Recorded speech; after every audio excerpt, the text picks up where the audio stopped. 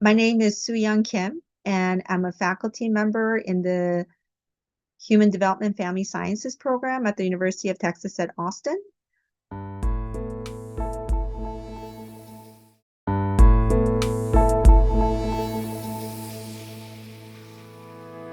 One of the first things I look at is grades. The second thing I look at is their resume. And the third thing I read is student's personal statement. And when I read a student's CV, students will just say research assistant, and they'll give the topic of what they study, but they would not list the name of the federal grant that they were part of. They would not list the name of the principal investigator that was part of that research lab that they were working in. Or they may just give the last name, but not the full name. And when they do list that they were, presenting at a conference or did a paper, they don't list the full citation in APA format, which makes me question whether they understand sort of the, nuances of how to get into the field, because they have not even yet mastered the APA format for listing their conference papers and journal articles.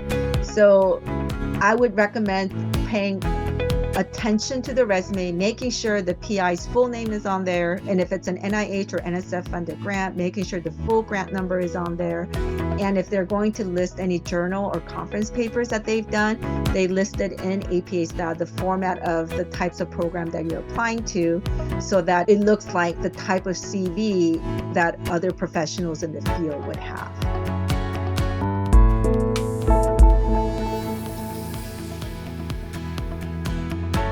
A lot of students think, they finish their bachelor's degree, for example, in psychology or human development, and they think, wow, it seems like the next thing I need to do is go to graduate school.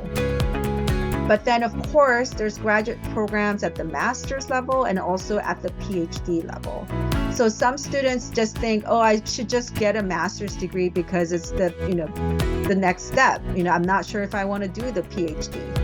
The thing to think about, though, is most master's program, it is going to be very difficult to get a funding package where you're going to get your tuition paid and your stipend met.